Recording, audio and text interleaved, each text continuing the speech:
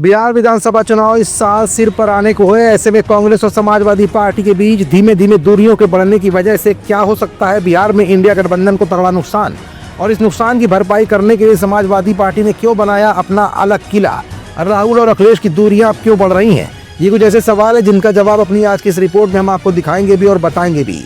दरअसल लोकसभा चुनाव में उत्तर प्रदेश की 80 लोकसभा सीटों पर मिलकर चुनाव लड़ने और भाजपा को धूल चटाकर 43 सीटें जीतने वाले इंडिया गठबंधन के दो बड़े और सबसे अहम दलों समाजवादी पार्टी और कांग्रेस के बीच की राजनीतिक जुगलबंदी इतनी बड़ी और अहम सफलता के बाद आगे नहीं बढ़ पा रही है। लोकसभा चुनाव में मिली सफलता को दोनों दल न तो टिकाऊ बना सके और न आगे बढ़ा पा रहे हैं। हरियाणा, दिल्ली और महाराष्ट्र के विधानसभा चुनाव में समाजवादी पार्टी ने कांग्रेस का साथ देने के बजाय या तो अकेले चलना पसंद किया या किसी अन्य दल के साथ चलने का निर्णय लिया।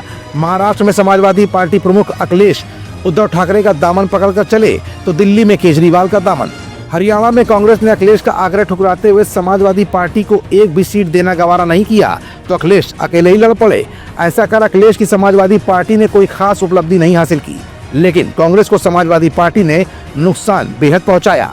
अब इस साल बिहार में होने वाले विधानसभा चुनाव में समाजवादी पार्टी बजाय कांग्रेस के राष्ट्रीय जनता दल का समर्थन करती नजर आएगी। सपा सुप्रीमो अखिलेश यादव न सिर्फ ये फैसला कर चुके हैं बल्कि अपनी ही पार्टी के नेताओं को इसका संदेश भी दे चुके हैं। ऐसे में कांग्रेस के साथ समाजवादी पार्टी के रिश्तों में दरार पड़ना लगभग तय माना जा रहा है, क्योंकि कांग्रेस पहले ही खुद को मजबूत करने के लिए बिहार में अपने दम पर चुनाव लड़ने की तैयारी कर रही है।